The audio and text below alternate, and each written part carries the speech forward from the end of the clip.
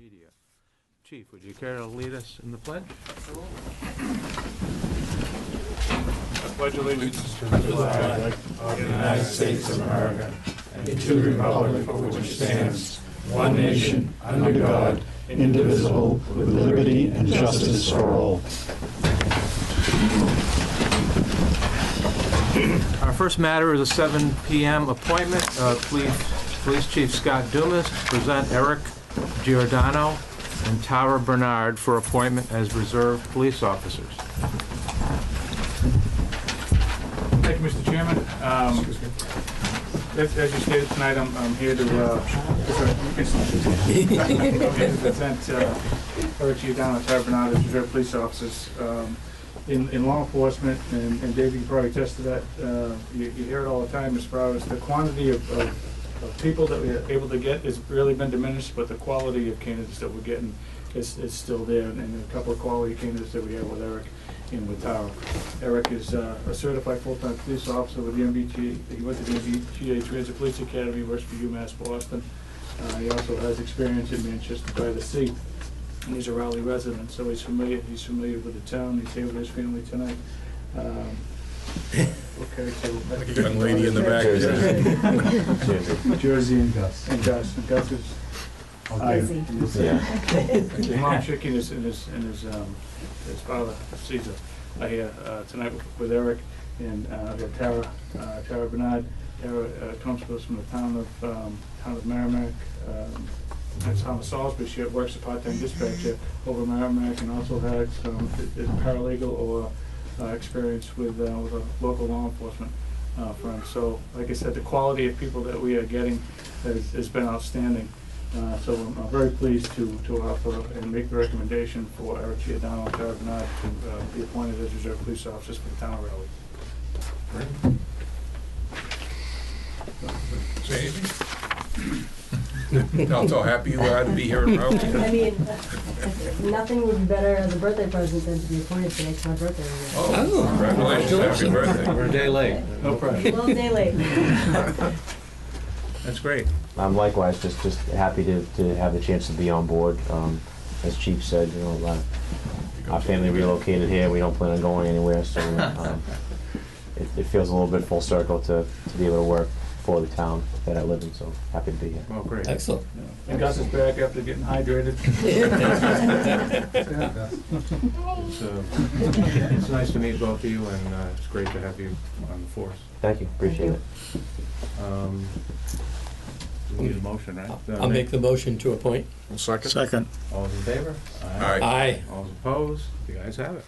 Just quickly say, I'm a retired police officer, as the chief alluded to, and I want to let you know we welcome you here. We've got a lot of last couple of years, we've got a lot of young police officers join the force, and they've got a great department there with great supervision.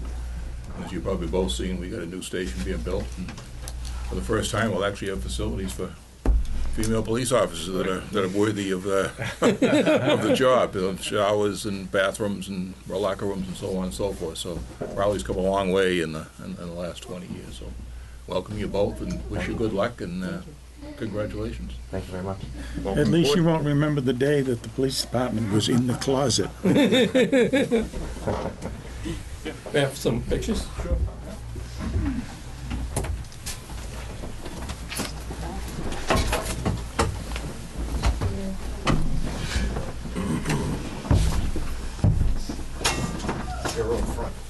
Doesn't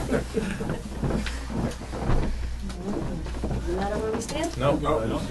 Hey, you gotta see everybody. Do I need to bend down a little bit? Joe needs to straighten up. Scott, you want me to take the picture so you can be in it? That'd be great. Here you go. Thanks, Mike. Okay, you take that one, I'll take the time.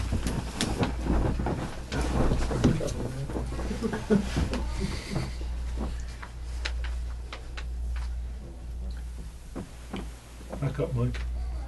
I got everybody. This is why the chief's smiling. I was right in the middle. Yeah, I always go Congratulations. middle and top. Thank you very much.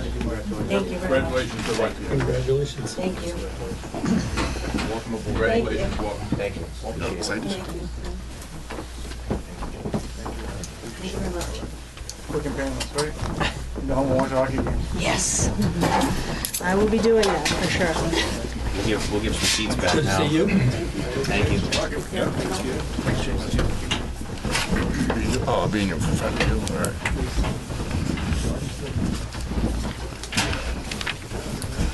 Thanks, Chief. I just came across, it's just that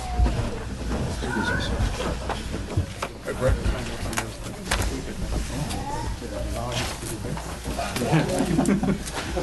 Thank you. Okay, thank you.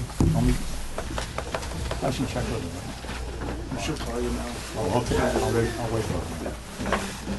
Nice to meet you. Resulted in only the hat being left to wear after you got done. Can't tell you. Okay, so we have a 7:15 appointment with Conservation Agent Brent Baselock. Public comment will begin at 7:10. In the meantime, I'll take up general business. Number one is to lift the hiring freeze for the position of alternate electrical and wiring inspector. Got a memo from Ken Ward to the Personnel Board saying this memo is to request lifting the hiring freeze in order to fill the position of alternate electrical inspector. The current alternate inspector does not wish to have his appointment renewed in 2018. Does someone want to make a motion to approve? Give your motion. Second. All those in favor? Aye. All opposed? The ayes have it.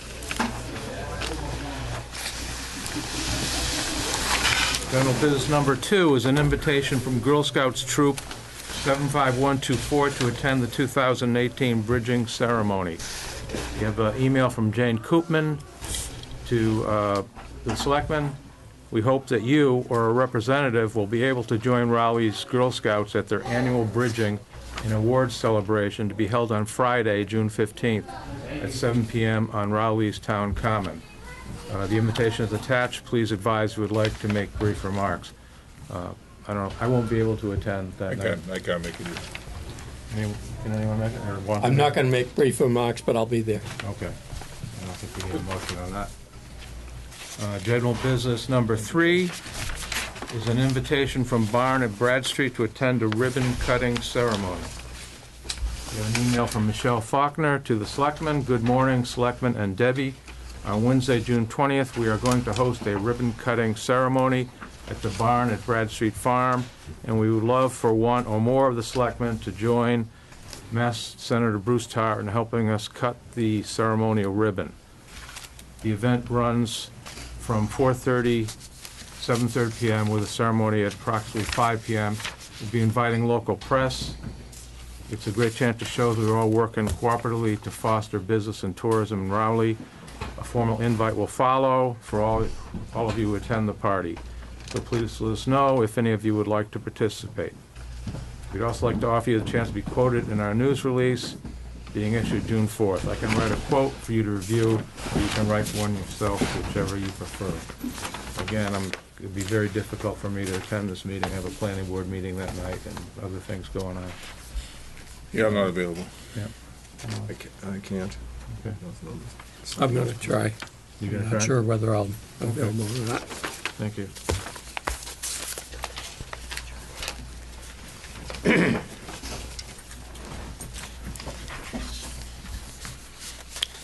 You know, Pick up. 10 past.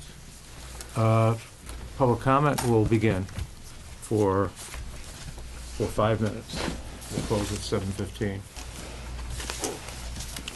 Pick up new business.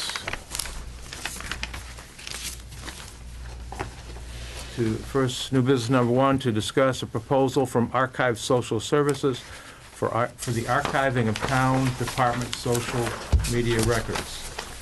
The Board of Selectmen included a new line in FY19 budget for website social media archiving services at the request of Police Chief Scott Dumas and other town department heads.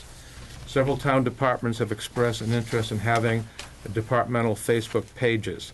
Records created on website and social media sites fall under the same requirements under the state public records law as paper documents. IT coordinator Karen Summit obtained a quote from Archive Social for these services. Debbie is asking for authorization to proceed with contracting Archive Social to provide this service. This quote is substantially less than our original estimate. So the quote, Debbie, do you want to explain the quote, or? Yes, so we were looking at the economy package, which would be up to 1,000 new records per month and 10 social media accounts. So that would cover the police, the fire, the council on aging, the library have expressed interest in Facebook pages. The water department also, though they would pay for the portion of this out of their own account, which would actually reduce that amount from the general omnibus budget. And, you know, we need to make sure that these electronic records are being maintained in the same way that they're created. And it's really beyond our capacity, and several municipalities around are using this company. Just a question, Debbie, is, when you're using the Facebook pages on the web, does that mean you have to post from a town office, or can you post from anywhere? Well, each department head will be responsible for the Facebook page, which will be established, you know, through the Right. internet, Facebook browser, or whatever is the correct term. So if people are posting comments on there, those are public records. I think that's what you're asking. So If the municipal officials are posting it, those are records. So if someone posts from their home computer, that'll be archived on the service? Yes, if it's If it on- goes to that Facebook page? If it's on at one of these town department Facebook pages, those are considered public records. No different than if a municipal official was posting in their capacity as an official on another platform. Right, it's only gonna pick up the ones on our Facebook pages itself. Yes, Okay. those department Facebook pages, which I'm not sure if they're going to allow comments or not, if they're just, you know, traffic, you know, accident on Route 1, that's the kind of thing they're trying to get out expeditiously. You know, news of there might be a fire, roads are blocked. It seems to be something that these department heads feel would be helpful to the community, to be Yeah, able to get definitely. messages out Seems like it's an area that it's. right not away, to get into. or Twitter. And the police chief may also want Twitter as well. But we would have enough capacity under this contract to handle it. Okay, I'll give you a motion to approve. Second. all's in favor? Aye. All opposed, the ayes have it. Next order of business is new business number 2, authorize town administrator to renew FY19 Maya Police and Fire Accident Insurance policies. Debbie is seeking authorization from the board to renew the town's police and fire accident insurance policies for the next fiscal year. Could the board please authorize Debbie to renew the policy? I'll make that motion. Any changes to the policy, Debbie? Just a slight increase, yeah, less than To be 1,000. expected, I guess. We get a motion to approve? Second. I'll second. All's in favor? Aye. All opposed? The ayes have it. Okay, since we're almost at 7:15, I'm gonna move to our 7:15 appointment. We got a minute to go, so it's closing.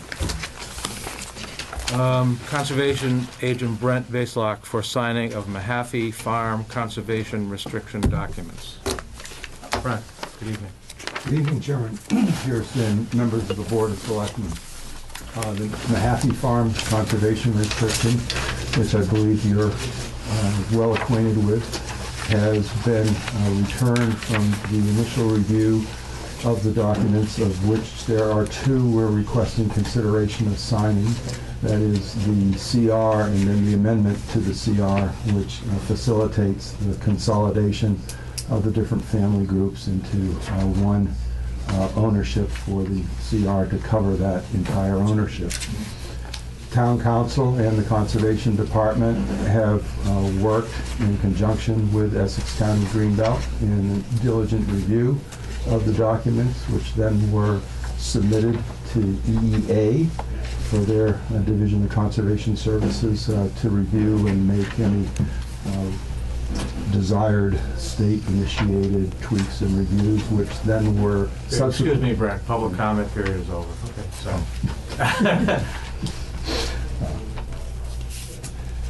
Sorry to interrupt. No, that's okay. And it's a little hard because the process kind of seemed to be one of those with little circles that they kept repeating themselves.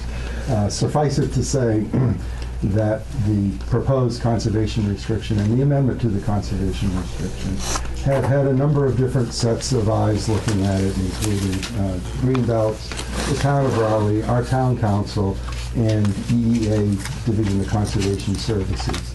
And the Conservation Commission voted to sign the CR documents. And I come before you tonight with a recommendation and the hope that the Board of Selectmen will consider signing the CR also, so it then can go to its finality of being presented to the Secretary of Environmental Affairs for their signature. Great. Well, okay. Vanessa, you're here tonight. Would you care to say anything, or? I think Brent did an excellent job of summarizing where we are. As he said, this has had extensive review by multiple sets of eyes, most of whom are attorneys. Town council, our council, landowners council, conservation commission, Brent.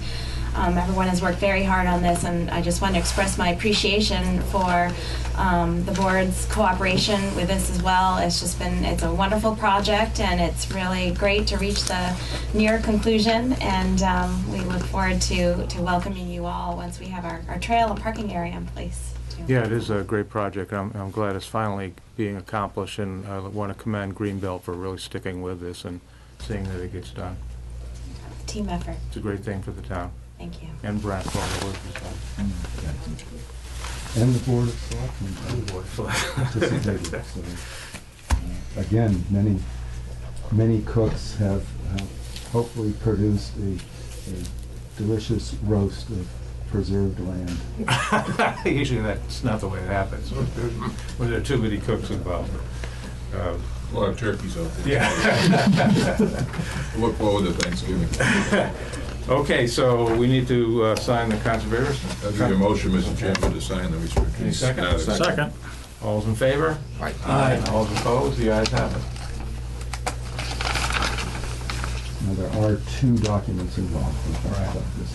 And the amendment.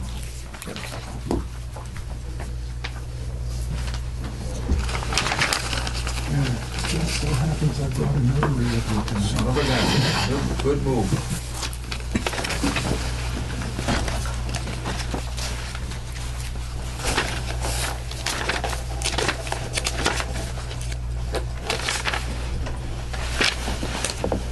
Do you folks have a blue pen?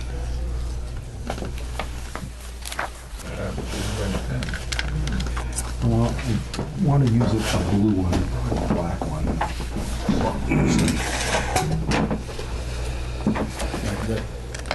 There's two signatures on each one. Yeah, there's two places here.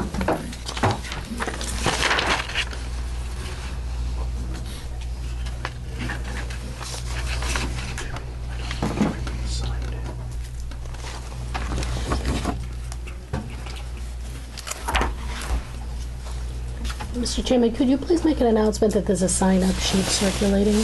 There is a sign-up sheet circulating. Everybody could please sign If in. everyone could sign in and put your address on it, we'd appreciate it. Joe.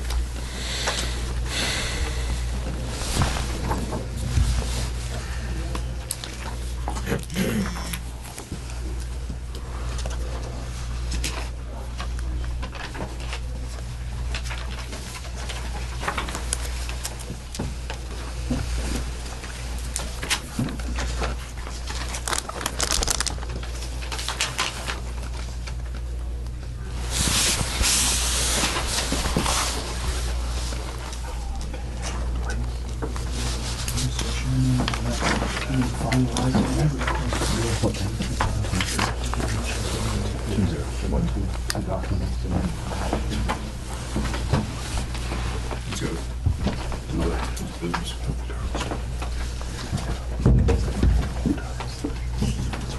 We have a second copy. This one copy. This one right here. 3 now. Two signatures, one.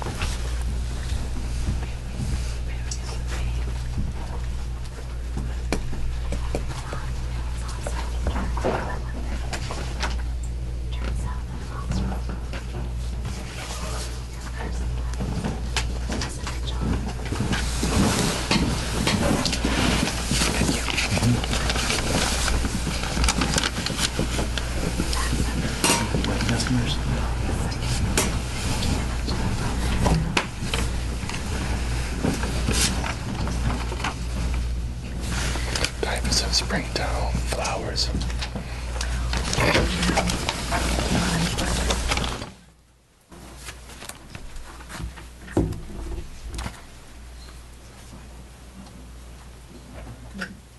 Thank you very much. Thank you, Brett.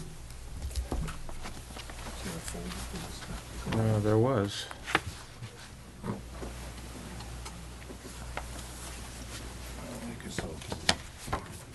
Now we can put it in this one. Thanks.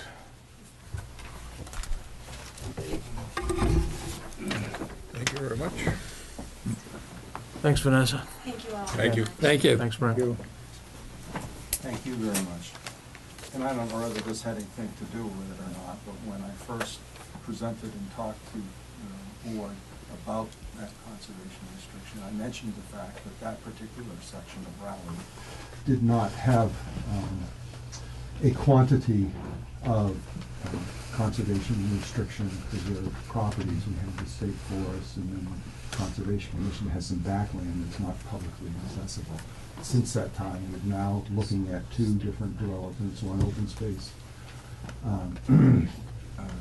OSRD development on Mr. Sullivan's property, which is also going to have a CR, which will provide access into lands preserved by the town, as well as back portion of Mr. Sullivan's property that'll have public access.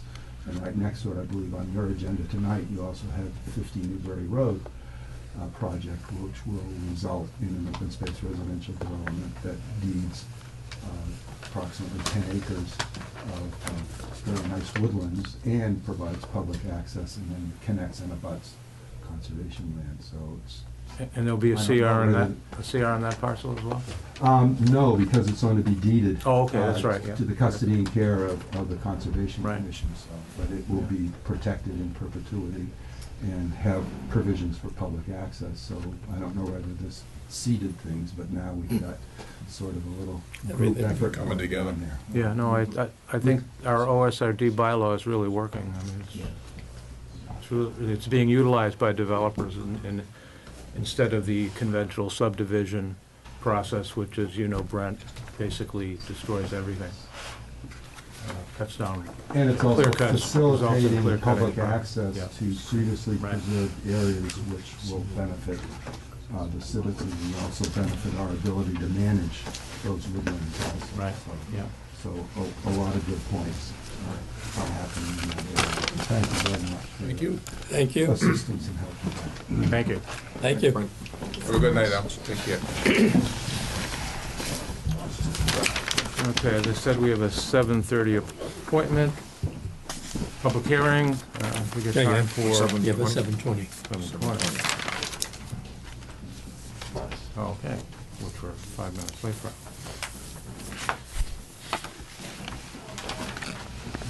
Thank you for catching that. We have a 7:20 appointment with Bob Carr from Nature's Remedy for signing of host agreement for a licensed medical marijuana treatment center and recreational marijuana establishment at 264 Newburyport Turnpike. Bob Carr of Nature's Remedy has signed the host agreement. The next action in this process is for the Board of Selectmen to vote and approve the host agreement and to authorize Chairman Pierce to sign.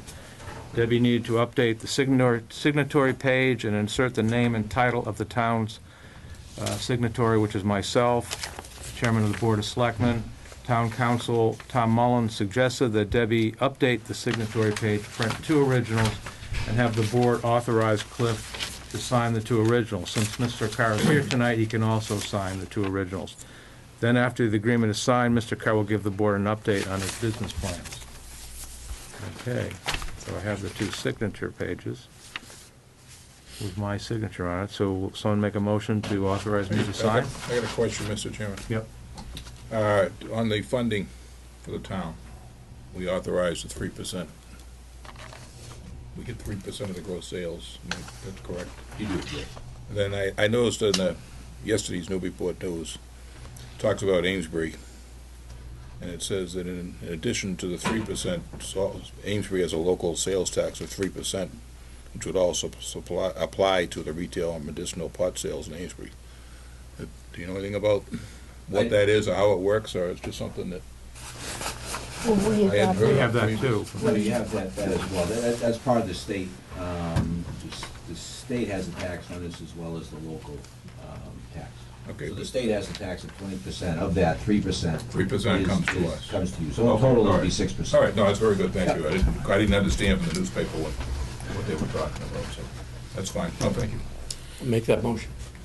To sign the host agreement. Right. Second. For me to sign. All's in favor? Aye. All opposed? The ayes have it.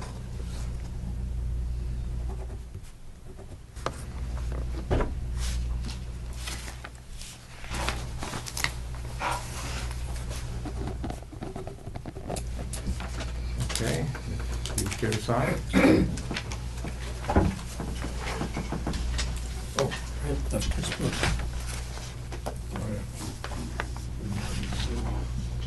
Maybe that's a French book.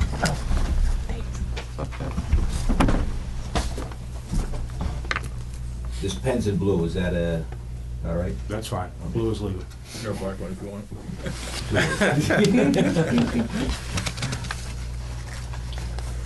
Great. Can you give us an update? Sure.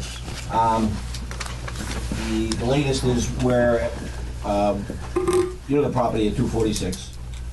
We've been working with the owner there, and our idea was to build out 246. It's only 1,000 square feet. As we got in there with our architects and our designers, it's tight, so we were gonna add to the front. That would kick in a full site plan.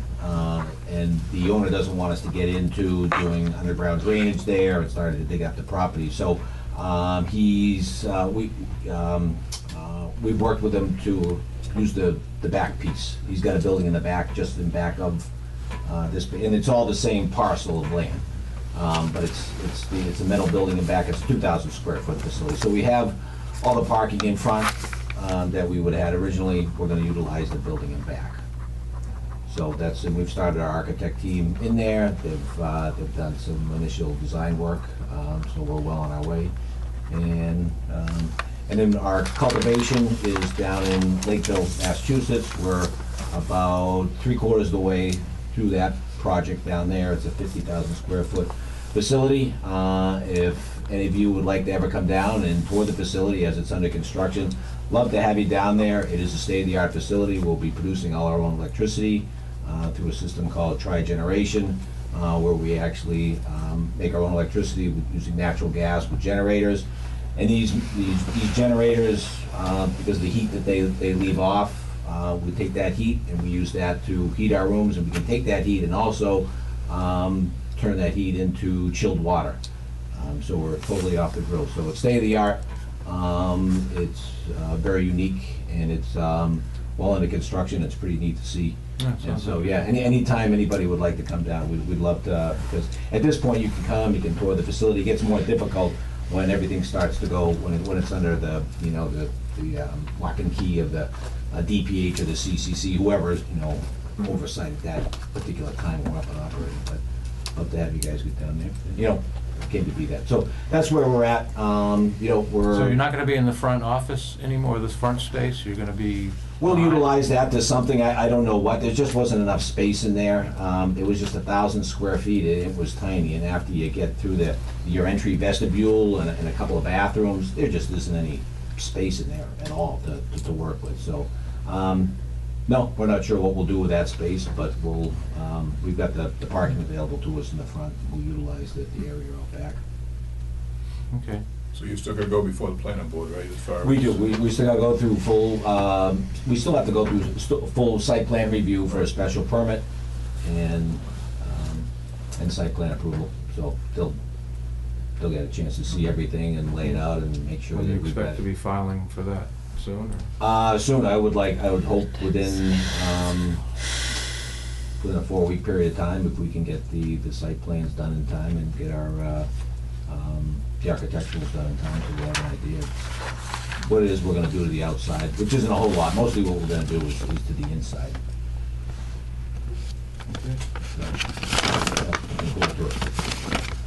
Okay, thank you. Thank you. Thank you.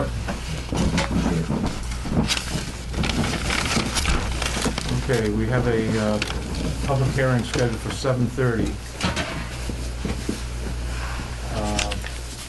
Diane Manahan of Nightshade Events is to discuss the entertainment license and one-day liquor license application for a music event and permit on August 25th, 2018 at 239 Main Street. I'll read the notice of public hearing. Notice is hereby given in accordance with Chapter 140 of the Mass General Laws as amended, that the Raleigh Board of Selectmen will hold a public hearing on Monday, June 4th, 2018 at 7:30 p.m. in the Raleigh Town Hall, 139 Main Street, upon application of Nightshade Events organizer Diane Manahan for a one-day entertainment license and a one-day liquor license for August 25th, 2018. The Mill River Shine event would be an Americana music and food festival to be held at the Bradstreet Farm, located at 239 Main Street. It would be a family-friendly event, held completely outside, welcoming 1,600 guests to enjoy music, local food, beer, wine, and art vendors, and activities from 12 p.m. until 10 p.m. Anyone wishing to comment should attend this hearing. Written comments will be accepted. Proper motion, open the hearing. Give me a motion, Mr. Chairman, open the hearing. Second. All in favor? Aye. Aye. All opposed? The ayes have it. The hearing is open. The hearing notice was provided to abutters by Diane Manahan. However, we received an email from Diane Manahan on May 31 to the Selectmen saying, I regret to inform you that last night I learned that our headliner will not be performing. He wanted $5,000 more. It was a deal breaker. I am withdrawing my request for a one-day entertainment, wine, and malt and food license. Thank you so much for all of your help with this process. We are going to regroup and aim for next year. So they're withdrawing their request for this license, which kind of makes the public hearing moot, I guess. So unless there's further comment from anyone, I'll call for a motion to close the public hearing. Give me a motion to close the public hearing, Mr. Chairman. Second. All's in favor? Aye. Aye. All's opposed? The ayes have it. The public hearing is closed. Call for a motion to allow the applicant to withdraw her application for an entertainment license and a one-day liquor license. Give you that motion, Mr. Chairman. Second. All in favor? Aye. All's opposed? The ayes have it. Anybody here for that hearing? Okay, we'll move to new business number 3. We received a report, and this is about Atlantic Auto Solutions Class 2 dealer's license. We received a report from the state police about Atlantic Auto Solutions located at 185 Newburyport Turnpike. Would the board like to request the license holder to attend an upcoming meeting to discuss this? In addition to receiving a report, we also received an email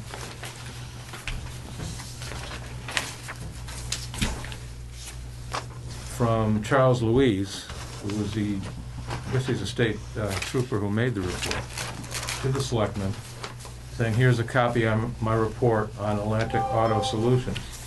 The licensing authority can take whatever action they deem appropriate. The business does not currently have dealer plates, so there will be no RMV Section 5 hearing. If you should require anything further, or I can be of any help with any of your used car dealers, let me know. Okay, since we might be having a further discussion on this, I wonder if it's necessary to actually read the report into the record. I think we at this time. I would prefer to have a hearing. I think Yeah. that the allegations in the report are very rather serious. They are serious. Certainly warranting taking a look at revoking the license. So I would suggest we have a hearing, set up a hearing date and let everybody come in.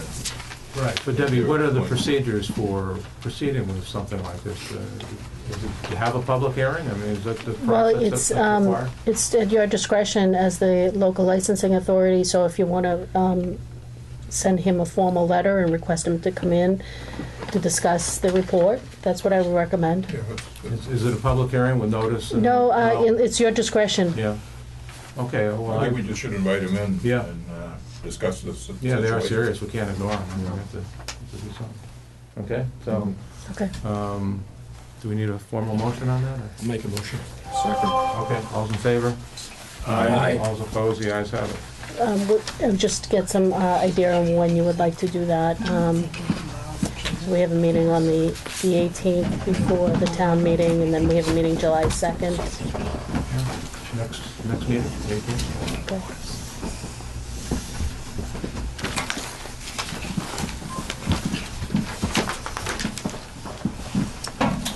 We have an appointment coming up for 7:45, so I will proceed with new business 4, which is a request from the Zoning Board of Appeals to review Marion Way LLC revised 40B application. Got a memo from the Board of Appeals saying on May 15th, 2018, the Raleigh Zoning Board of Appeals received a new set of plans for the proposed Marion Way 40B project. The board is asking if you would please review the attached revised plans, and if possible, please forward in writing any comments, questions, or concerns you may have to the ZBA office. I don't know if the other members remember, but this application has been going on for a long time. Many years, I think, it's. And I can't remember how. I thought it all got rejected, but somehow it got resurrected again. Yeah, somehow. And I remember when it was the application was first filed, the Board of Selectmen and all the town boards, I think you may have been Selectman, Chairman at Yeah, that time. I remember we did go through it. We gave very extensive comments, and I don't know to what extent those comments are still applicable. So I'm not quite sure how to deal with this. Well, just looking at a report from John DeCoulis to the ZBA dated February 8th, he's saying that the following advantages, because it's from the architect's or the engineer's point of view.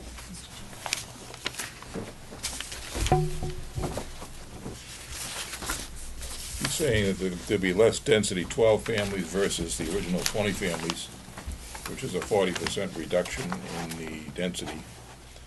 Less traffic, obviously, because of 12 families versus 20 families, resulting in less traffic on Marion Way and on Daniels Road. And one of our big concerns was the entrance onto Daniels Road. Right. And the entrance from Daniels Road to 133, which already has a fair number of accidents. Right, is a site distance issue with the proposed intersection of Marion Way and Daniels Road, and I don't know what kind of input what ZBA has gotten about that. But I remember we had the planning board got its consultant, Larry Graham, to review the initial project, and Larry's opinion was that there were site distance problems at that intersection, as far as I know. They haven't been resolved. I mean, how could they be resolved? So finally, he talks about smaller septic systems as a result of less bedrooms, obviously. 48 bedrooms versus the original 60. Fewer driveways, obviously, and less stormwater runoff, potential pollution, and the design is in keeping with the surrounding neighborhood of single-family dwellings. So, yeah, I think it's a step in the right direction. I mean, but. Well, it certainly beats the 60 we were dealing with originally. Yeah. it sounds like it's not going away. No. And there was I know we did extensive work on this when it originally came in, and forwarded those, like you said, Cliff, to the ZBA and so on and so forth, and that resulted in the plan going to the state, and we thought the state accepted the rejection. Right. Based on all those things, and then magically this development came back, so I'm not sure what else we can say Right. at this point that would make any difference apparently. Maybe the reductions in numbers and the size of the development is obviously more favorable than what the original plan was. Right. Yeah, I don't know. And I would think, if I remember correctly, I think what's gonna happen is this Marion Way is gonna end up going through the backland over to ultimately Weathersfield Street on the other side, where there's I think a 30 or 40 house development going in next to the Dodge Reservation. 40, that's the current one that they're The proposing. 40 is the but- current one. I believe that but- it appeared from that one that there was a couple of dead-end roads that looked like they were gonna be extended at some point for further development. I'm not sure what the topography is back there, but I think it's relatively good. There's a lot of wetlands. A lot of wetlands, They're a big wetlands. wetlands issue, but I think because we met with the developer of the 40 house development that's proposed for Weathersfield Street, and they definitely say that's, they characterize that as a phase one of their plans.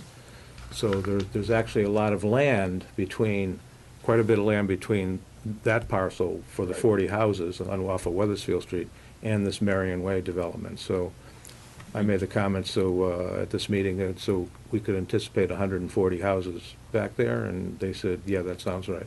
Well, keeping in mind that if you go down Havel Street at this point with the old Hutt's Mink Farm, and it's something different now, it's not called Hutt's Mink Farm anymore, but there's a large sales sign that says land for sale, 127 acres, so it sounds like that'll abut, all this land is gonna abut into one huge Yeah, development parcel, which would, yeah. as you're saying, 140 houses. That was just a guess, and they People want- agreed. people that They want said it sounded development- right. you People know. that want development are gonna get plenty of development from the sound of it. Yes. Plenty of kids in the school system, and Yeah.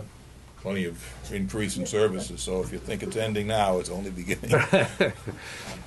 By the time all this comes, we probably won't be on the board anymore, so somebody else will handle it. But it's, there's a lot of talk about, Raleigh is not a place, as taxes are going up, you can't afford to be here, but I'll tell you, as fast as houses are going up for sale, within 2-3 weeks, you're seeing sale pending on them, or sold. And with the number of developers coming in looking to build more houses, there's gotta be something here, maybe not be the tax rate, but something Well, I think here it's all over the that's Northeast right attracting now. people Yeah. to come here, It's- so. I mean, I go through other towns, and it's the same thing. You see under agreement almost Yeah, no, it's- instantaneously. they're It's just expensive. it's These houses, when you look at the seller's real market. estate, look at the real estate, it's $500,000-$600,000 homes, so. The property values definitely aren't dropping, not at this rate, not at this point anyway, so. I got nothing that I wanna add to this other than. Okay. I think All right, so it's kinda. we make no ZBA response? do its thing, and Yeah. Have no I mean, response. they have our comments already, so. Okay. New business number 5 is review another zoning board of appeals special permit application filed by ONG Construction and Design relating to the following section of the Raleigh Protective Zoning Bylaws: 4.11.3, 4.11.4, and 7.6.1 for the construction of a 9-lot open space residential subdivision at 50 Newbury Road. This is one of the developments that Brent just mentioned. And basically, it's a small OSRD off of Newbury Road. It's either already been approved by the planning board or is about to be approved. And the only reason this project is also before the ZBA is because it's in the watershed protection district. So I have no comments about this. Does anyone else care to? No comment. No, okay. I'm not in a butter, but I just live down the street from there, and Yeah. we really, the neighbors that we've talked to, nobody's really had any opposition to it. No, there was very little opposition before the planning board. Most of the development itself will be down in the backland, Right. off the road, so it's. Okay, it's 7:45. So we have an appointment with Spencer Kalker, President of Old Planters of Cape Ann, Inc., to discuss the following: a request for a non-opposition letter to operate a medical marijuana dispensary at 300 Newburyport Turnpike, a request to enter into a host agreement for an adult-use retail marijuana establishment at 300 Newburyport Turnpike. Town planner Kirk Baker has reported that he met with the representative from Old Planters of Cape Ann and discuss the zoning and permitting requirements for his proposed marijuana facility. It is unclear if representatives from Old Planters have met with the police chief yet to discuss security plans. He is requesting the Board of Selectmen to provide him with a letter of non-opposition to operate a medical marijuana dispensary and a host agreement to operate an adult use retail marijuana business at 300 Newburyport Turnpike, Unit 1. Mr. Kalkar will provide the board with an overview of his proposed business plans involving a medical marijuana facility and an adult use marijuana retail establishment. Good evening. Good evening. Thank you for your time. So, basically, we currently have a facility that we're building in Ipswich right now, a grow facility, and we'll have a medical retail space also in there. We work very closely with the town of Ipswich to develop that. Again, it's a state-of-the-art facility doing, cogeneration, off the grid, very, very similar things. We're using a lot of local talent to help develop that as well, including a lot of construction people in the area. We looked at this site and we basically felt that the property was a great location. The site that we're currently looking at, which is 59 Turnpike Road in Ipswich, is not a real good retail site. We wanted to make it as easy for our medical patients as well as recreational patients to be able to find it. It's a beautiful facility from the standpoint of retail. where is it, the site exactly? It's at 300. Yeah. So it's in. Describe it so we could all It's understand a multi-unit building. It's 300 Turnpike Road, which is basically right next to the Mexican restaurant. There's a pizza place there. Oh, okay. Yeah, so it's a really nice It's in that retail shopping center, location. that's all, Kathy's that's Kitchen that wall. Yeah, exactly, really nice retail location. The same space as Kathy's Kitchen? Yeah. Right. Yes, it is, yeah, and I think there was a convenience store in there until recently. Okay. We've already negotiated a deal with the landlord, and actually they're looking to potentially buy the building and even to help evolve it further there. We tend to invest heavily in the things that we get involved in to make sure that they're state-of-the-art and done right. I basically designed over 350 retail stores around the country for different electronic stores and other businesses, so actually nationally award-winning places. So I've consulted my whole life and done manufacturing and retail. So I've got a good experience. I actually live about a stone's throw from Raleigh. I'm up on Jewett Hill, been there for 25 years now. Oh. So very involved with the community. We're working very closely with the Ipswich Police Department, Ipswich Aware, trying to provide a lot of educational services with our business. Very unique from what I've seen in the rest of the industry. And we actually have a registered nurse on staff. We brought in, we're working with doctors as well. We're really trying to develop a very high-grade, high-quality medical program to associate this. And I think the opportunity with this location in Raleigh is it'll let us get up faster because we're building a state-of-the-art building there. And we'll probably be open there sometime end of the year. In Ipswich? Yeah. That's exactly. a facility to grow the Well, product? and we'll actually have a medical retail there as well. Oh, okay. But not retail, medical. Now, whereabouts in Ipswich is that? That's right off Linebrook Road, just south of Linebrook Road, if you're familiar with Todd Tools. Right. Yeah, right across the street from that. It's a 17-acre site we purchased, Okay. and we're developing. That's the one they've been leveling out there, right? Yeah, the Warrens have been very busy recently. Yes. Yeah, so we've got them, they're ready to run the site work for us now. And so we basically, I'm a community person. I just think that, we can do a lot of good in the community, and that's what we want to do. Reinvest in our local community as best as we can. And you're aware we have 2 other applicants already? Oh, yeah, You're not concerned I've about done retail my whole life. The best person and the person doing a better job is the one who'll last. Yeah. And we think that location is great. We think it's important to have a facility that's easy and safe for consumers to go into. Mhm. And that location, to me, there's not anything that I've seen like that. So while it's not an inexpensive location, we think that's a minor price to pay for doing a job right and making our presentation appropriate in the community.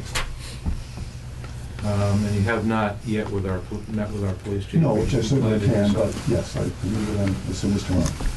Whenever he's available. In terms of the community impact fee, are you going to agree to pay the town 3%, just like the other 2 All that is pretty applicants? standard operating procedure with everybody that we would talk to. So yeah, that to me is an important part of it, which again, when I met with Ipswich, they asked me why we wanted to be there. I said, well, why wouldn't I want to support the community that I live in? And it's the same thing with Raleigh. Well, I'm not pay taxes to Raleigh.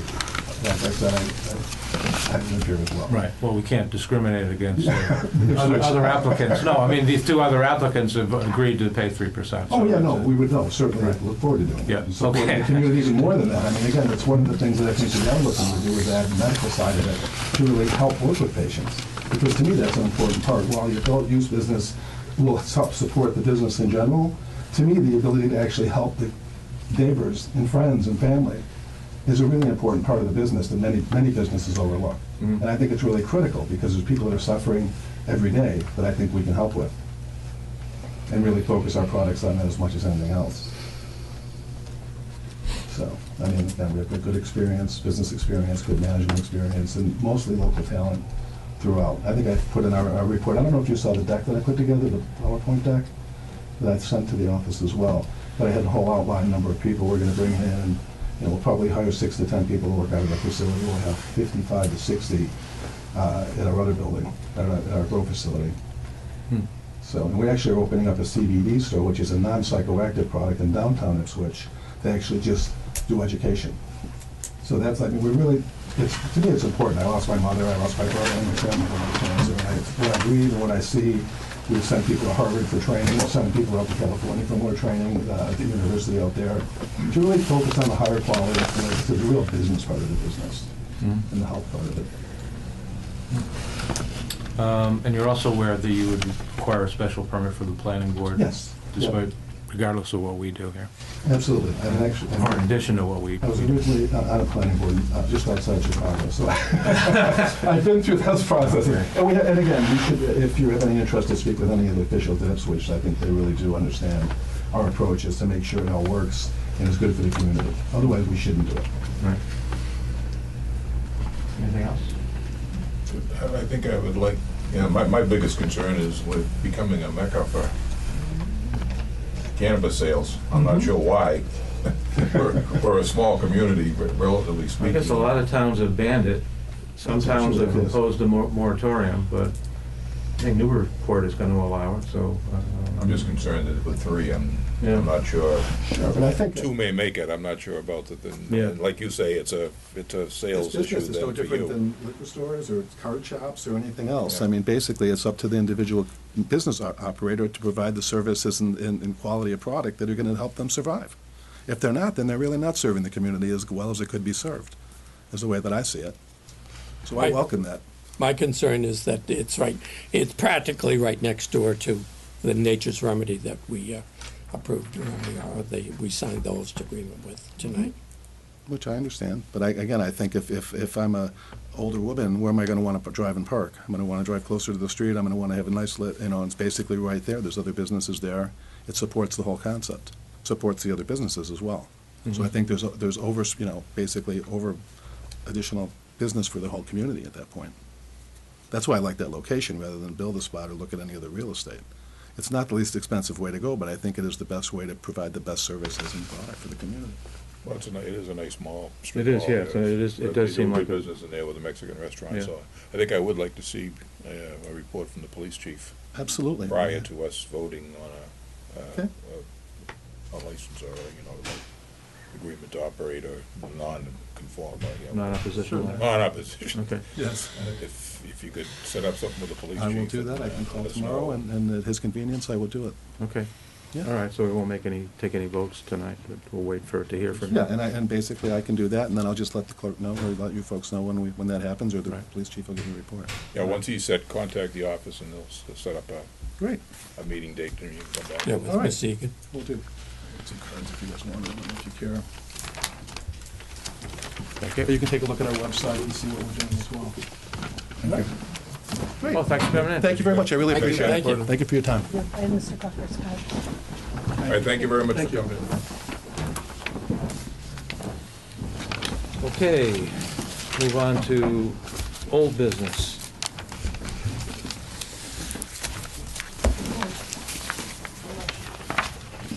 Old business number 1, update on fire station and police station addition project. Construction is moving along at a good pace. Framing of both buildings is underway. The framing on the police station addition may be completed this week. Framing of the fire station will continue through next week. Electrical boxes and conduits are being installed in the fire station. Anything you want to add to that, Dave? Or? Oh, they're just making good progress. In fact, the police station is pretty well framed in. The roof is on it. As far as plywood goes, I believe they may be shingling by the end of the week. I believe the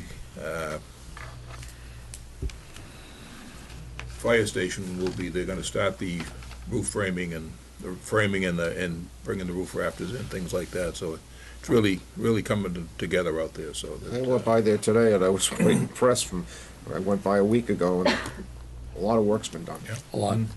No, they've had good weather. They didn't work today because of the heavy rain, because they're doing a lot of, gonna let it dry out a little bit, but, no, it's coming along well. And, they're hoping to be catching up on the back schedule. They were backed up a little bit because of the bad weather in the winter, so they're hoping to catch up a little bit. And, so far, the problems have been minimal, and, it's looking good. Okay, old business number 2, Pine Grove School project update. Things are moving along well with this project as well. Joe Perry will give an update. First, I would like to talk about the all-purpose room. There's been a lot of work there. They've put in the trenching for the new wiring and the new plumbing, and that's coming along very well.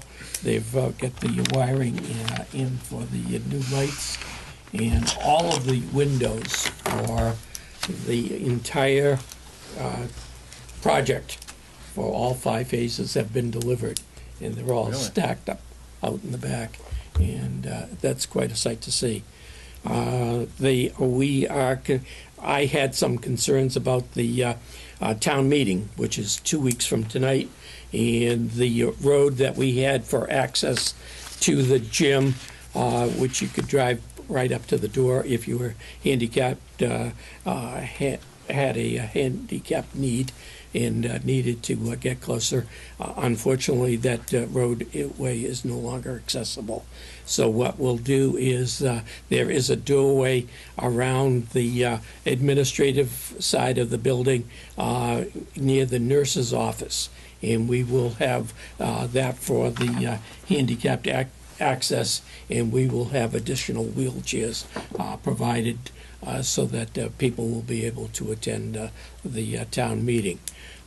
The town meeting will be again held in the gymnasium starting at 7 o'clock. And we expect everything to move along. There's plenty of work that has been done, and they're well into phase 1. Great. And, we'll have it completed by the close of school. It's great to hear all 3 of these projects are going so well. Yep. Keep your fingers crossed.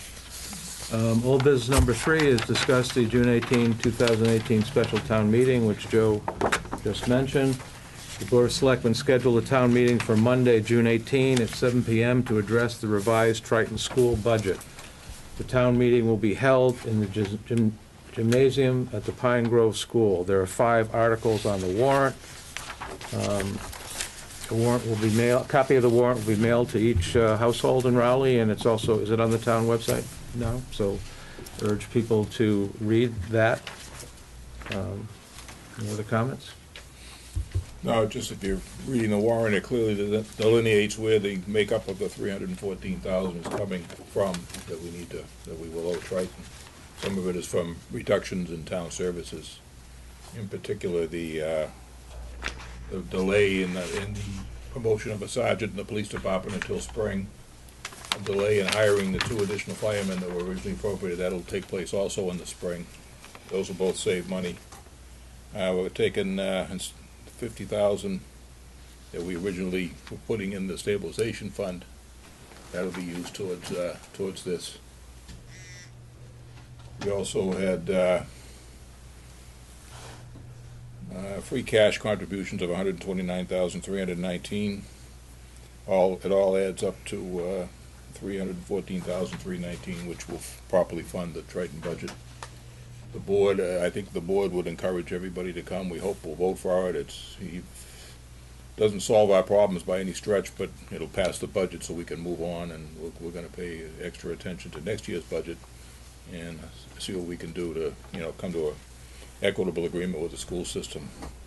Hopefully, we just can't keep getting these huge increases. The Triton's budget's been increasing, or our assessment's been increasing by 5 or 6% a year, so that's way above what we have the ability to pay for without cutting town services. So, as you can see, there's some new growth coming with, ultimately in a few years, between the marijuana establishments and a lot of new construction that eventually will be taking place, but most of that money you're not going to see till 2 or 3 years down the road. So the next year or two, we're gonna have to make do with the revenue funds we have, and we've been fortunate that we've had a little extra free cash the last couple of years, but doesn't always keep happening. That's something that some years is more free cash than other years, and we try to use free cash for capital projects. We have to buy vehicles, or we put the extra money into snow and ice, those kinds of things, and we don't like to use the free cash for the operating budgets, because once you put it into the operating budget, you've got to make that money up every year. So it's a losing, ultimately, free cash use for operating budgets is a losing proposition. And this year we did use some of that for our own town uses, which was the increase in a couple of the funds we did, the actual hiring of the 2 extra firemen, which we badly need, is a use of the free cash that we don't like to do, but these are things that, with the growth in the town population over the years and those kinds of things, we need to spend it. But we just need to be careful, and we're still carrying over some of this year's free cash into next year, because we're anticipating that the school budget's going to be coming in quite large again. Just contract-wise alone, you're probably talking between $1.5 and $750,000 increase in the school budget next year, let alone whatever else they're going to be looking for the educational programs, et cetera. So the next couple of years are going to be tight budget years, and we're looking to put this budget to bed on the next town meeting so we can move on and start looking at the future. So whether you're for the changes or not against the changes, we do encourage people to come to the town meeting. We need 100 voters. We hope you'll show up. Whether you vote yes or no is up to you, but we want to get a quorum so we can be done with this town meeting, hopefully be able to move on. I have two points I'd like to make. One is that we need the people we need to hold the town meeting to approve the changes that the use of the free cash and the changes that we're making to our town meeting vote of April 30th. When we left on April 30th, we had a balanced budget. By voting on this and approving this one, we are realigning some of the numbers so that we again have a balanced budget. It's important for the town to have that balanced budget. We need that according to state law. And people understand that this is, free cash is not free. It only really appears when times are good. Excess of it, and you get it from excise tax and items like that that give you what we call free cash. And going into free cash and using it is not wise. So what we're trying to do is present a balanced budget to the town. Mr. Chairman, just to keep in mind too, those of you who are interested, I know a lot of people do the recycling. We need at that same town meeting to add additional money to the recycling budget. If you've read the Newburyport News, I know a lot of people don't get that, but if you've been following the recycling situation at all, the market has really fallen out from underneath the recycling market, so that when we first started this many years ago, we were actually getting paid for our recyclables. Now I think we're just strictly paying to haul them away. And the JRM, who's our hauler, has been bent over backwards to work with us, and last couple of months they've been stopped by our bins are in such bad condition, they've been stopped by the state police a couple of times for the stuff spilling out of the bins. So we're looking for extra money. Not extra, I believe, is somewhere around $10,000 or whatever at this town meeting, so we can supplement next year's, the FY19 recycling budget. And at that time, we want to start looking at where we're going to go with this, because obviously the program is altogether different and it'll be a lot more complicated as we move forward, because the recycling companies now want us to sort. I don't know if you were recycling years ago, we used to have a bin for paper and a bin for brown glass and a bin for white glass, and it's kind of going back in that direction. Not exactly that way, but it's stuff that we really have to take a look at the program, and we're hoping we can move the recycling center to a better location. But at this point, we just need that extra money to be appropriated at town meeting to give us some time to move forward with JRM, who will be looking for more money because they're losing money on our contract now. And that'll give us time to take a look at the program, so hopefully next spring, we'll have a plan and that we can present to the town to improve and make changes that are necessary for that program. So there's two important items on there between the recycling and balancing the budget, so we hope that people will come and will be supportive of both those. Anything else? Okay.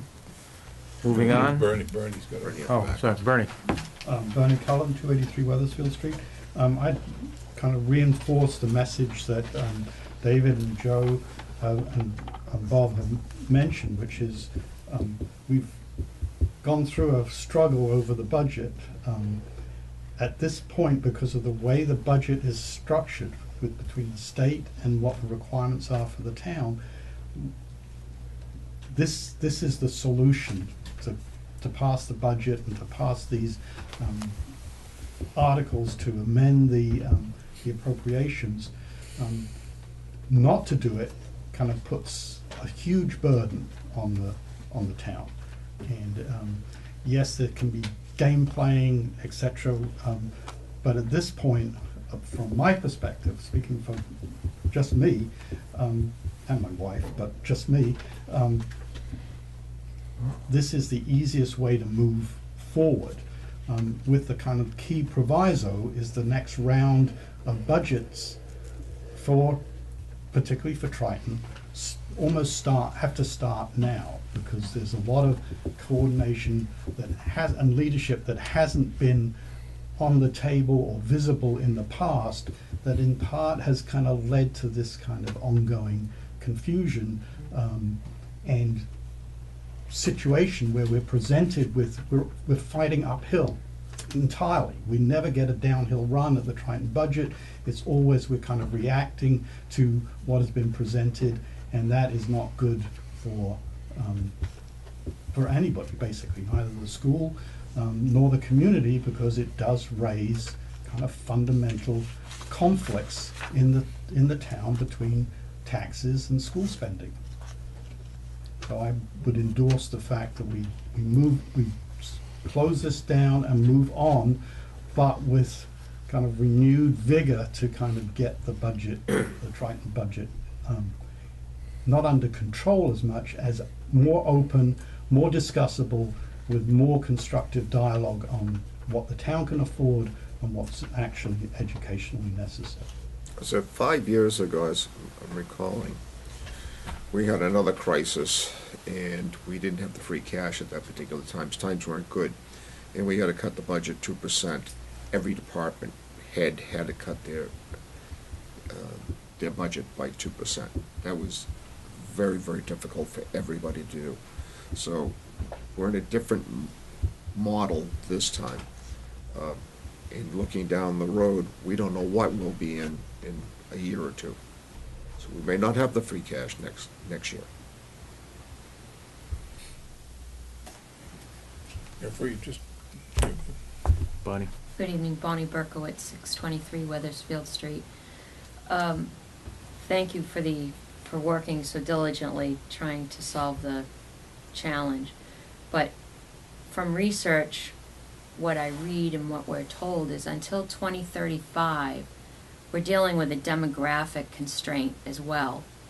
And I'm just curious as to the possibility perhaps of putting forth maybe a subcommittee or something else, so that, like Mr. Snow explained, 5 years ago, we had a constraining issue that had to be dealt with. I don't believe, and hopefully I'm wrong, but I do not believe that the situation will become easier financially next year. And I don't believe it will become easier the year after that, based upon demographics alone. Forget Triton or the issues with the school, it's just a matter of numbers. So I'm asking the select board collectively if there's a way that we may start working now and try to figure out a way. We know the Triton or the school budget is there, and it may or may not become a difficult situation for the few years ahead. But what are we as townsmen and town leaders doing to work within our internal controls based upon the demographic constraints and others financially. I know that many things are changing as far as revenue sources. We've sat here now, we have cannabis and marijuana. Perhaps that may bring in some revenue for the town and services that aren't being met. But what else may we do for revenue sources so that, as Mr. Snow said, we perhaps won't have to sit down with departments and say, we have to cut 2% across the board for a balanced budget. Those are my comments for tonight. Thank you. Just keep in mind that, the town is restricted in terms of we're allowed to raise taxes 2.25% under Proposition 2.5. We also have new growth. So that is, like we heard tonight, the future housing developments, for instance, when those will eventually be added into the tax base. But keep in mind that if a new house has a $5,000 or $6,000 tax bill, and they put 2 or 3 kids into the school system, we're losing money. A lot. We're losing a lot of money. So I mean, it's and in business, I know I see a lot of comments people make about, well, how can we get more business? Well, we're competing against places like Newburyport, Saugus, Danvers, Peabody, that have industrial commissions that give tax breaks to get businesses into town. We get a lot of small businesses and a lot of particular businesses that want to come to a town like this, but they're not falling all over each other to come here. So our ability to add business is limited, and we're strictly at the mercy of, we've had a couple of 2 or 3 new businesses come in the last couple of years. Thank goodness we have Ipswich Bay Glass out there that's almost continuously adding industrial space in their development, which is a very attractive, very nice development. There's a new building going up on Route 1 now across from Yankee Pine there that's in the process of being constructed. So we've got some new business coming, but we're really restricted in terms of what our revenues are. State revenues for the school, state aid from the schools kind of dependent on numbers of kids, and the kids have been going down. Well, the budget's been going up, so that hurts us. We're collecting less cherry sheet money from the state aid. Our state aid is very low compared to what it was 10 or 15 years ago. So the state, and with the federal government cutting back its ability to fund programs and grants, everything flows, we all know everything flows down. We're the bottom of the barrel, and we either raise taxes or we cut programs. And we're in the position now of, this taxes are high. There's no doubt about it. We all live here. We all pay taxes. We're all retirees. So I mean, it's not any easier for us than it is for anybody else. And like I tell people too, that a lot of the parents that have young kids in the school system, they can't afford the overrides and stuff. You're making your young family with making $40,000, $50,000 a year with 2 kids. You're having a tough time in this town if you could even afford to move here. As you read the real estate ads in the paper and the real estate sales, houses in this town I'm amazed at some of the prices when I know the property and see what they're sold for. I mean, people are selling houses for $500,000 and $600,000 that I just shake my head in amazement. So I mean, we're going through a real transition, and for us, I know Bernie's mentioned a couple of times we need to be looking at a 5-year plan. Well, part of the problem with that is we really don't know from year to year what we're going to have for revenue or where we're going, and we wait for Triton to give us a tax bill before we can finalize the town's budget. So we try to use a little bit of free cash and do what we can on a small basis, but it's a difficult process, and the staff here and the budget committee we have, made up of the treasurer and the accountant and the town administrator and the assessor's office, they try to put together the figures, but it's something that, unlike a business where they plan 5 or 6 years down the road, it's very difficult because we just don't know what our revenues are going to be. Right now, in particular, the economy's good. One reason why we got all extra free cash this year is people are buying cars. The economy's good. People are going out and buying, instead of buying a Ford, a Chevy, or a used car, they're out buying BMWs and Lexuses and so on. Well, that's increases the revenue from the motor vehicle excise tax.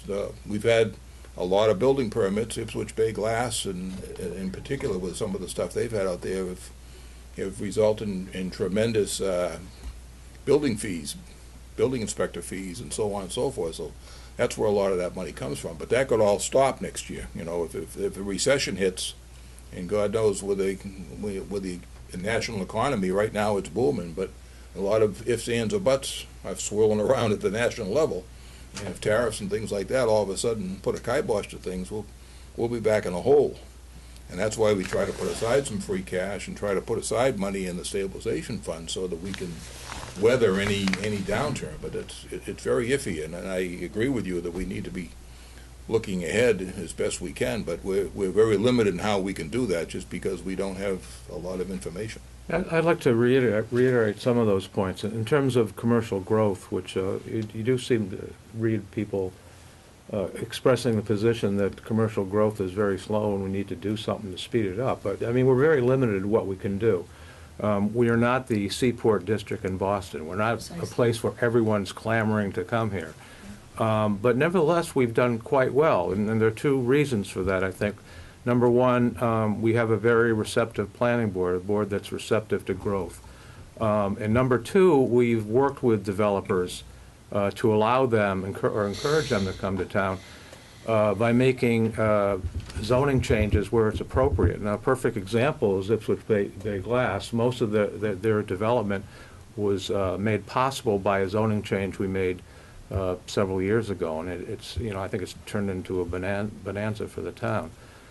So we'll continue to do that, and we'll do what we can to increase commercial development. But for people to expect the increase in commercial development to solve our problems overnight, I mean, I don't think that's going to happen. It's going to be we're going to get slow but steady commercial growth, but it's going to help us in the long run. It already is, because I don't know where we'd be today if we didn't have all this commercial growth up and down Route 1. We'd be pretty bad off. So I think we're doing what we can, really, and we will do what we can to get more growth. And I think Rowley has something that I forgot, even though I'm a lifelong resident, we've had businesses here for decades that are successful. And it's extraordinary. And it's extraordinary that there are restaurants and food service establishments that have been here for decades. So we think, how have they been able to be successful? Well, obviously they're providing a service that the public wants, but also because it's been affordable for them to locate and keep their business in Rowley and weather recessions and or changes in the economic climate. So there was an interesting question at the town meeting that I heard, and perhaps others heard as well.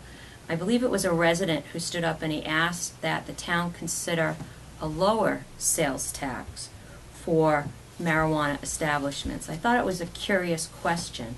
And the only reason I thought it curious is Mr. Peterson has been saying that perhaps one way or the other, whether we support marijuana industry or not, perhaps in some time in the future they'll be on every corner and they'll be as common perhaps as a liquor store.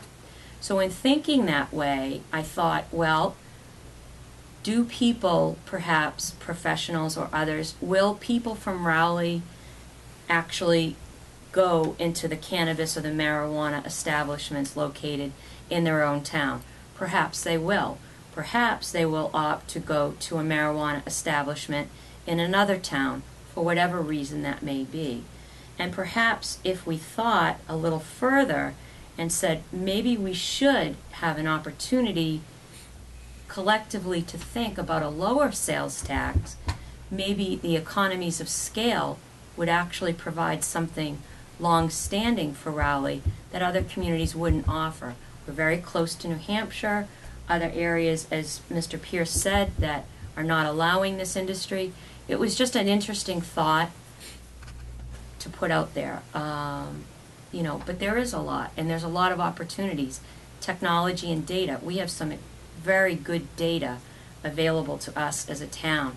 There's data that could be monetized and a revenue source for developers, for others who may wish to come to town for their business, even families that may pay a fee for access to certain data. So that's something that perhaps we may collectively wish to think about. But each time we mention a particular project and the town and the fiscal responsibility that has been put forth over decades, each and every comment from a corporate or a lender is that Rowley's history is extraordinary, and the fiscal responsibility that has been maintained is extraordinary. So I appreciate that, and I thank everyone in their efforts for that. What I'm asking and what I'm trying to communicate is let's try to keep it that way and maybe improve it. And there may be a number of things that I'm not aware of or others, but some people, especially with technology, may be able to bring to us. Thank you. Thank you. Just to say, respond to, like, I have seen comments about, saying take 2% of cannabis sales instead of 3%. But if you look around, there's not a single community that's not taking the 3%. I mean, for every community, I hate to say that, but this cannabis is a money. It's money for the communities that have them, and that's the big argument for it. I mean, and if we reduce it by 2% down to 2%, we're just going to lose out because we're not going to beat the price. What's going to beat the price on cannabis if you use it and if you buy it is with three shops in town. If they all get there, is they're going to have competition amongst themselves to reduce their price to get customers. That's where the competition is going to come, not in how much they're taxed, but in what they charge. As anybody that runs a business knows, if you can beat the supermarket next door to you is 5% cheaper than the supermarket in the next town, you're going to go, for the most part, go to that cheaper one. So, no, we need to keep our eyes open. We need to look at everything, which we are doing, and we meet in town hall here under the finance committee people, that town administrator and so on and so forth. We meet on a regular basis, and we're trying to put our best foot forward with limited resources. But it's just a matter of the request for services is increasing.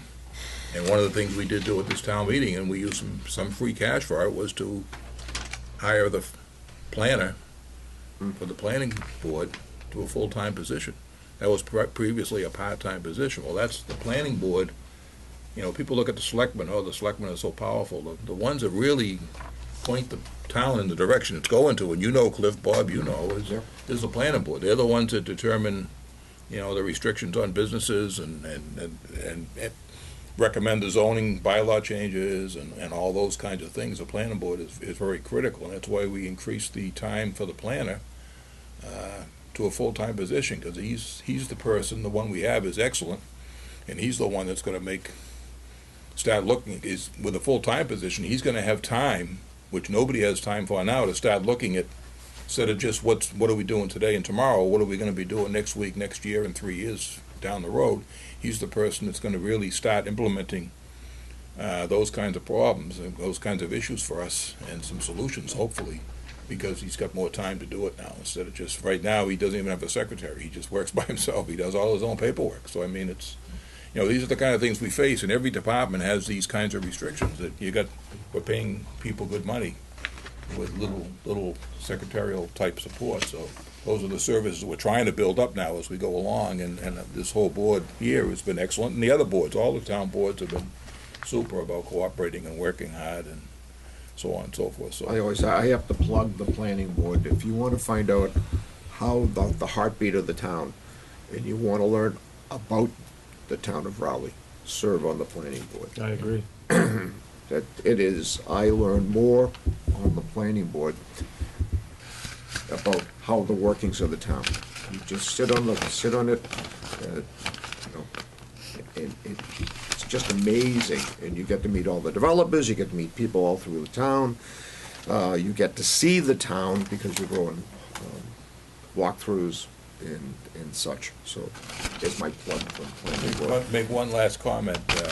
People talk about business tax money. Well, we had Schilling Toy that originally came over to us from Ipswich, and they've been on Route 1 with a large big box store there.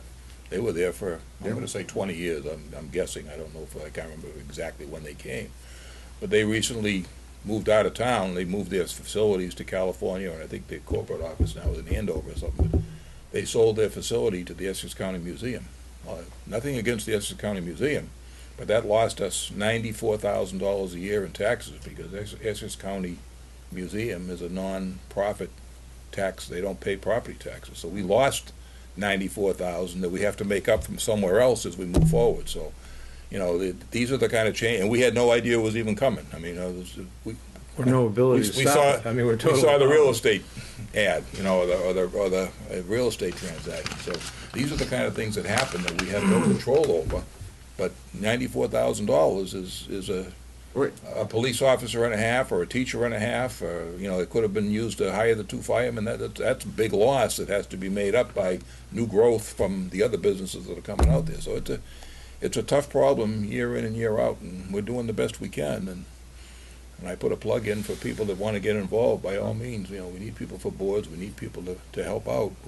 We're not the experts. We're just 5 community members with various backgrounds, just like all of you that are there or out at home, trying to do the best we can with very limited resources. So come to the town meeting and let's get this budget put aside so we can start moving ahead. And it's time to move on. And we've got this one solved if people vote for it, and then we can move on to whatever's coming down the road a piece. And we'll be working on that all summer, starting all summer. Town administrator's already deep in paperwork, looking at where things are going and how we're going to handle things. So please come to the town meeting and vote. Okay, yes, sir. Maybe one last comment. Okay. Bonnie, you basically... State your name, please. Oh, sorry. Brian DeBerge, 500 Westfield Street. Bonnie, you basically hinted on looking at towards some sort of plan. Mr. Peterson, you also as well, kind of hinted on it, but nothing was, you know, not discussed directly. So I understand there was at one time a master plan created. I'd like to know at some point maybe what the status of that plan is and how it's been followed throughout the years.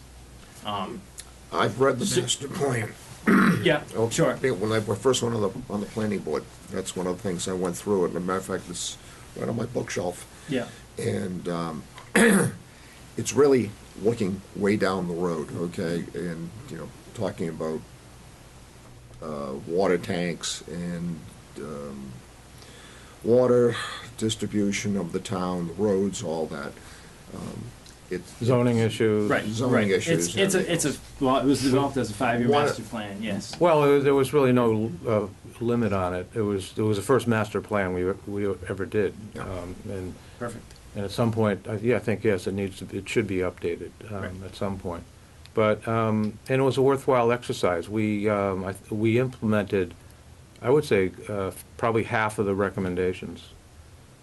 Which I think is significant. You don't do everything. It's sort of like a wish list. You can't do everything. Sure. But we did do quite a bit that was recommended in the master plan. Sure. Now, with that said, to do a master plan, I know because I was a co-chair of the master plan committee, and one thing you need is a lot of community engagement. You need a lot of people who are willing to attend the various meetings and sessions on it. And to serve on a master plan committee. That's a prerequisite. If you don't have that, there's really no point in doing one because it won't represent the will of the town. You know, you got to really engage people and get people involved in that. So. And much of the master plan is still pertinent. Yeah, it still is. Yeah. That one that you're talking about, I got one at home that somebody recently gave me from 1960-something. Well, there was one of the old ones. There's the thing, it's about this thick. Right. Yeah, I mean, the amount of data you collect is unbelievable. I mean, Yeah. you literally have to hire a company to come in and help. Yeah, we hired a consultant, and If we you don't got hire a consultant, you can't. We had a state grant that paid for I think half of the consultant's fee, and we came up with the rest. I think it was like $70,000. It's probably a lot more now. But it takes some money, but most of all, it takes community engagement, and people need to ask questions like yourself and step forward. And, right. I think it's based on the demographics and future demographics that are kind of entering the town and how we have to potentially maybe plan for the future. It may be an opportune time to look towards getting the engagement of the community again, to look towards maybe reestablishing, reinventing a master plan, review what actually did get carried out on it, what was successful, what was maybe not successful. Yeah. Do a master plan committee, do a SWOT analysis of the town and look for some strategic planning so we can understand whether or not we have the opportunity to engage more commercial into the town, whether we need to look at zoning changes to allow different types of businesses that are no longer allowed in the town or that have, bylaws against them. So I think it's, if we're at a critical point, which it looks like we are definitely steering towards budgetary issues with, with the town, with Triton. We think we foresee issues with the Triton budget in the next few years. What are we going to do about it as a town? And I think we need to get engagement to the town, and hopefully with Selectmen, we can recommend some actions to be taken. Why don't we maybe, do we have a copy of that? What was it, do you know the year the latest one was done? I got a 1960, I'm gonna say it's 62, 63, but that's not I'm the gonna latest. say No, 98. 98, No, I think, If we have one around, but I think would be more than willing to let you take a look at it, just to give you an idea Yes, it's of what, well, you can it's get a one. lot of work, Yeah, and it's you can look at it in the Sure. planning board office. The planning certainly. board office. it's available on the website. I think Debbie might be able to Probably speak to some in the that as in the well. It's library. 2003. Something worth talking about during the summer, once we get everything else settled, Sure. and, start taking a look at it. It's a long-term project, though. It's It not is, something you're it gonna really do in a year or 2 Right. years. It takes 3, 4, 5 years to put Definitely. it together. Plus, we and- work closely with the Merrimack Valley Planning Commission. I'm Yeah. on the commission. Right. And we get a lot of data from them all the time, because they're always looking at the big picture, the whole Northeast, and how Raleigh fits into all the other communities. Yeah. Sure. And Mr. Chairman, we just finished the open space plan, and that took a lot of Yeah. effort, and we had volunteers that could no longer participate or help, and it really was left to Brent to do a lot of that Yeah. work. We now have, thankfully, a lot of interest in the open space committee, which just happened in the past 2 years, but we were at a point where there was nobody on the open space committee. They Right. No. couldn't meet, they couldn't have a quorum, and that was our last biggest undertaking, and most of that was done in-house in Brent's spare time to get that done. But so I think if the selectmen are looking to start another project, that would be the master plan, updating that and working with the planning department. But right now, the planning department is overloaded with work, and they're so backlogged. They're one of the busiest town boards right now. No, you have to hire, if We're we gonna were have to to do do a this, you have, solicitation, we have to follow procurement law, then to hire the consultant, Yeah. and to have the appropriation, and to have the committee in place. So there's gonna be a lot of footwork just to even 'Cause- establish the I would gateway. yeah, no doubt about it. The consultant does the visioning, The meetings, surveys and everything else that have to be Surveys done. We and- just did the and housing production plan. talks to people, comes up with Yeah. draft master plan. So, 90% of the work is done by a consultant, but he needs people in town that are willing to engage with him and tell him or her in what direction the town needs to move and what would make sense for the town. I would suggest that you go down to the planning board and talk to Kirk Baker, the planner, and kind of take a look at the master plan, the Yeah. last one that was done. If you want to look at 2, I got the old one from 63 or something. It's a thick doc, and it's got, it'll take you 2 hours, 3 hours to read it. It's all facts Or and figures. And take you. I have it printed out. It's a very in-depth I was like, look.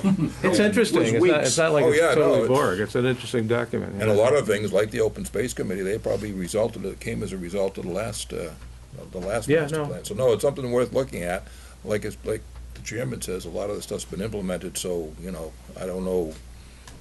When I came to town 40-odd years ago, there was 3,000 people. We now have over 6,000, so, the town has grown, and I don't know how much more we can grow, but we certainly are looking between the zoning and all the other stuff to, put things in their proper place. And, but I think if you want to take a look at a report, at least give you an idea so Yeah. you seem very interested in it. We'd probably love to have you working on it. But take a look at it so you get some idea of what, people say a master plan, and that to 10 different people, that means 10 different things. So I think we really need to hone in on exactly what the master plan does. Right. And what purposes it serves, so that people understand that it's not a catch-all that's going to solve all our problems by any means, but it's certainly something that's worth looking at again as we try to look forward now to where the town is going to go in the next 20, 30 years. Bernie, you get the last comment. So I would just echo what's already been said, but also to encourage people to actually read the master plan, because the master plan itself is actually a pretty well developed document, and it basically puts on the table the real dilemmas that any new effort to do the planning are going to have to face. And it's very important, as Cliff said, to get everybody involved, because those dilemmas look differently depending upon who you are and what your concerns are. So Right. it's a much more, because it cannot be a top-down process. Right. It has to be a bottom-up process. Exactly. And those dilemmas that they actually are well articulated in that document still exist. They still exist today. And people should kind of recognize, don't ignore history, embrace history, don't be a prisoner to history, but you got to understand it in order to move forward. And the other thing is, one last thing, we really didn't have a planner. We had a part-time planner for about 7 years. That's it. Now we're moved into a full-time planner. So, that's kind of, breaks the mold right now. Makes a difference, really. Makes a big difference. Well, one of the master plan recommendations was to get a planner, so we did that. Okay. It only took us 20 years to get the planner. Okay, moving on. Discuss FY19 Selectmen reappointments for the following: Community Preservation Committee, another great committee. The Community Preservation Bylaw establishes a committee consisting of 7 voting members. The 7 members are appointed by his or her respective boards and committees. The term is for 3 years. The bylaw is attached. I've been serving as a Selectmen's representative to the CPC for the past 3 years, and I wouldn't mind being reappointed to that unless someone really wants to do it. Second? Second. All's in favor? Aye. Aye. Abstain. You guys have it. Just a comment, Mr. Chairman, that I had the monthly meeting of the Housing Authority on Friday, and I was reappointed Oh, good. to the Community Preservation Committee myself. Okay, so we have 2 reappointments to the Conservation Commission, and we received a letter from Brent Vaslak, our conservation agent. The Conservation Commission wishes to communicate its support for consideration of reappointment to the commission for the following members who are applying to the Board of Selectmen. We ask that you act favorably on their request. Commissioner Kurt Turner is a longtime resident and has served as a commissioner for 30 years. He brings considerable local knowledge to the board. He also serves the town on the Community Preservation Committee and previously served the town as chairperson of the Cable Television Committee that brought cable to Rowley, advisor to the Selectmen on cable TV matters, chairman of the Rowley Arts Council, and a founding director and 10-year member of the Rowley Public Education Fund. Commissioner Bob Garner brings considerable engineering expertise to the commission and has served on the commission for 11 years. He is familiar with DEP regulations relating to stormwater management. Bob has been a Rowley resident for 21 years and enjoys hiking and biking opportunities in the community and surrounding area. Both of the above commissioners demonstrate a comprehensive understanding of the Wetlands Protection Act regulation and the Town of Rowley's Wetlands Protection Bylaws. These commissioners have contributed to the commission, have chosen to serve their community. In this capacity, we gratefully acknowledge their contributions and participation. The commission requests the board act favorably on their request for reappointment, which would allow them to continue to serve the town of Rowley. Okay, does someone want to make a motion to reappoint Curtis Turner and Robert Garner for a 3-year term on the Conservation Commission? Make that motion. All's in favor? Aye. Aye. All's opposed? The ayes have it. Someone want to make a motion to reappoint Thomas Mullen and Judy Pickett as town council? Make that motion. Second? Second. All's in favor? Aye. All's opposed? The ayes have it. Will someone make a motion to reappoint Reed Wilson and Carol LaRoque appoint Reed Wilson as the animal control officer for a 1-year term and Carol LaRoque as his alternate for a 1-year term? Make that motion. Second? All in favor? Aye. All's opposed? The ayes have it. Will someone make a motion to reappoint Mary Ann Levasseur for a one-year term on the Personnel Advisory Committee? Make that motion. Any seconds? Second. All's in favor? Aye. All's opposed? The ayes have it. Need a motion to reappoint Scott Dumas as a keeper of the Rowley Police Station lockup facility as required under Mass General Laws, Chapter 40, Section 35, for a one-year term. Make that motion. Second. All's in favor? Aye. All's opposed? The ayes have it. Okay, we'll be reappointing, we need a motion to reappoint the following individuals for a 3-year term on the Police Department. R. Perry Collins, Patrolman. Scott P. Hurdle, Patrolman. Andrew Lawrence, Patrolman. Jesse Mazzy, Reserve Patrolman. Mark Smith, Reserve Patrolman. Pamela Lutz, FT Dispatcher. Give me that motion. Any seconds? Second. All's in favor? Aye. You guys have it. I need a motion to reappoint Melissa Stasiak as Reserve Dispatcher to the Police Department. Motion. Second? Second. All's in favor? Aye. Aye. The ayes have it. And finally, need a motion to appoint Robert Hagopian as Police Chaplain. Give me that motion. Second. All in favor? Aye. All opposed? The ayes have it.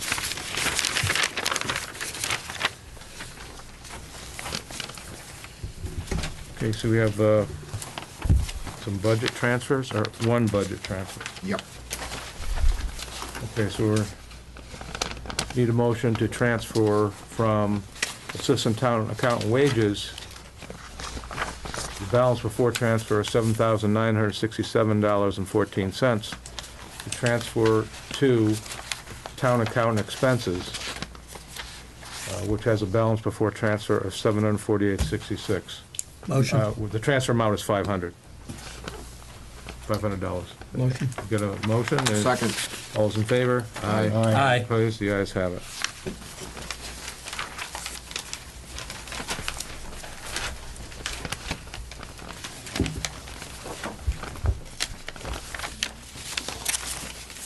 Okay, now we're at announcements. Special town meeting will be held on Monday, June 18, 2018, at 7 p.m. in the Pine Grove School Gymnasium. The Rowley Highway Department is conducting road work on Christopher Road and Intervale Circle starting May 21 and running through the end of June. Annual Independence Day celebration on the Town Common to be held on Saturday, June 30th. The Children's Parade starts at 8:30 a.m. from the VFW parking lot, followed by races, food, and music on the Town Common. Information on the Pine Grove School Project is available on the town's website at www.townofrowley.net. The town has the following vacancies: Planning Board Associate. Mr. Chairman, that's been filled, I'm sorry. That was Oh, it a has, area. that's right. Agricultural Commission Associate, Fence Viewer, 3 positions. Wood, Lumber, and Bark Inspector. Zoning Board of Appeals Associate, 3 seats. Parks and Recreation, 1 seat, and Deputy Shellfish Constables, 2 positions. For more information on these positions, please contact the Selectmen's office at 948-2372. The Rowley Food Pantry is in need of donations. Donations can be left at the Rowley Public Library. The food pantry is open on Tuesdays from 10 a.m. to 12 p.m. and on Thursdays from 5:30 p.m. to 7 p.m. Motion to adjourn. Second? Second. All in favor? Aye. All opposed? The ayes have it. We're adjourned. Thanks, everyone, for coming. Thanks, everyone. Thanks for having us.